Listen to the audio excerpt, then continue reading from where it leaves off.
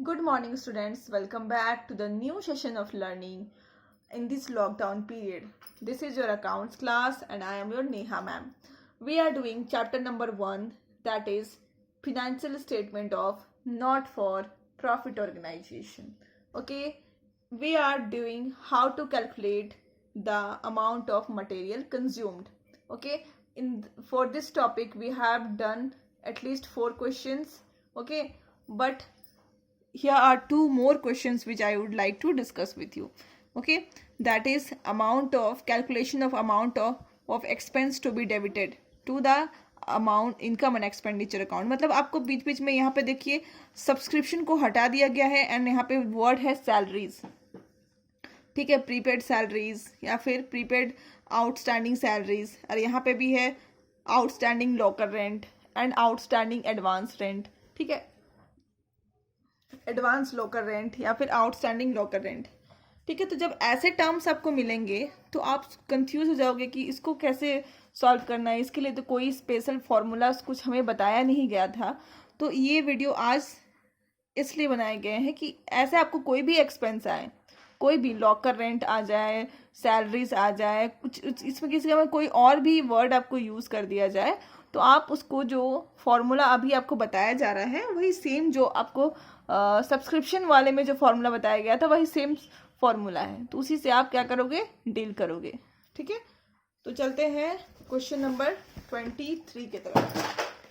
सबसे पहले हम लोग इसका फॉर्मेट लिख लेंगे, देन हम लोग क्वेश्चंस को रीड करके डिस्कस करेंगे. ओके, तो क्वेश्चन नंबर 33 जो आज हम लोग डिस्कस करने वाले हैं. ओके, तो हमें लिखेंगे, सबसे पहले हमने लिखेंगे सैलरीज पेड.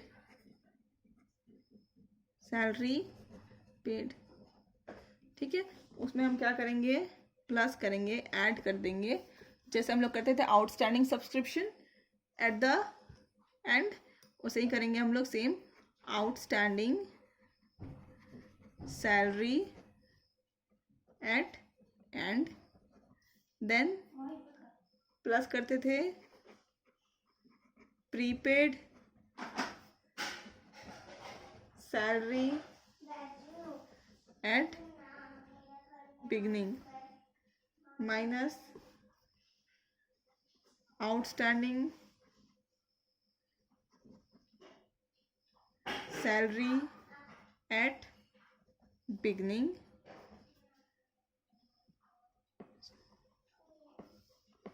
ठीक है, माइनस करेंगे same outstanding prepaid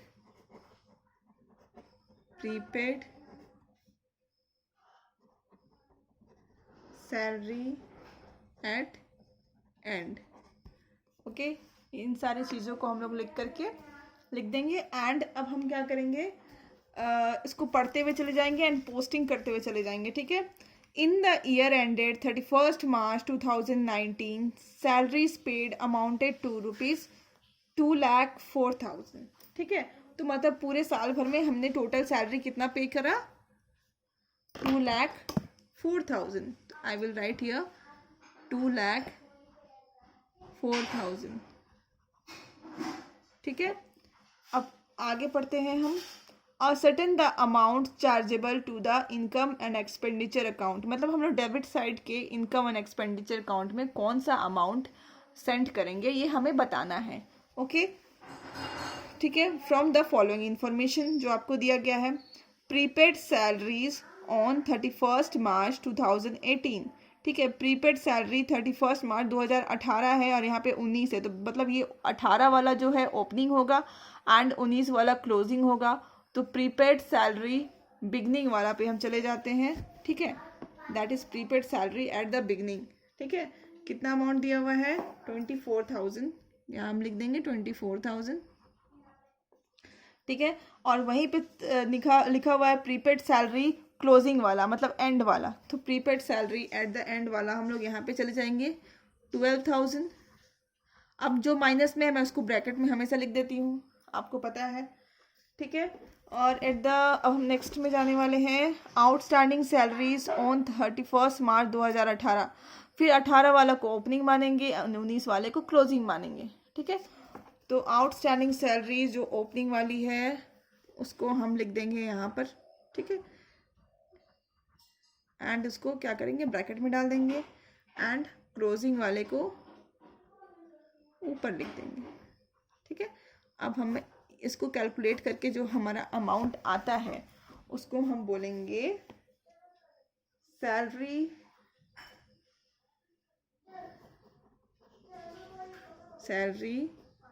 transfer to income and expenditure account, ठीक है। दैट इज मतलब एक्सपेंस है ये हमारी, salary expenditure transfer to income and expenditure account, ठीक है। तो ये हमारा आ जाएगा 2,13,000, ठीक है।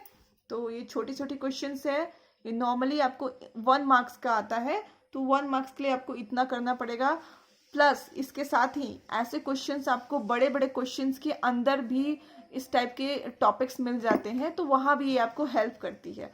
तो इसकी 2 यूजेस है, पहला तो आपको 1 मार्क्स क्वेश्चन में इस टाइप के क्वेश्चंस आ सकते हैं, एंड दूसरा कि आपको जब आप बड़े बड़े क्वेश्चन सॉल्व करोगे, बिग क्वेश्चंस, तो उसमें एज अ पार्ट इसको डाल दिया जाता है, तो वहाँ पे भी आपको हेल्प हो जाता है, ठीक है। तो हम देखेंगे क्वेश्चन नंबर 34, ठीक है, क्वेश्चन नंबर 34। तो पहले आप क्वेश्चन देख लो। How are the following items deal with while preparing income and expenditure account of a club for the year ended 31st March 2019।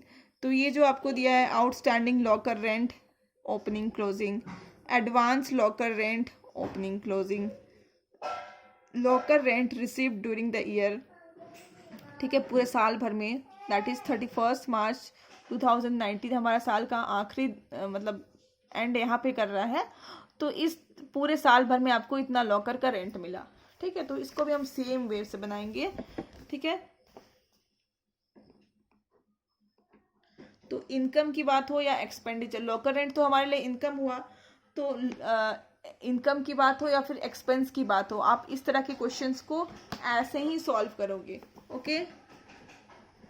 Locker rent received, okay, plus outstanding locker rent at end, plus outstanding locker rent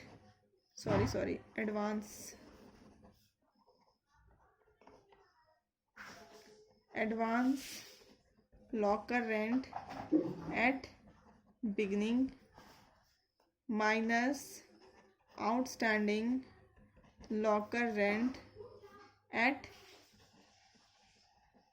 beginning minus outstanding locker rent, again I did mistake, this is advance locker rent at end, okay। अब इसको values put on करना है हमें इसमें, okay. Locker rent receive during the year is 52,000, okay. तो हम यहाँ पे लिख देंगे 52,000,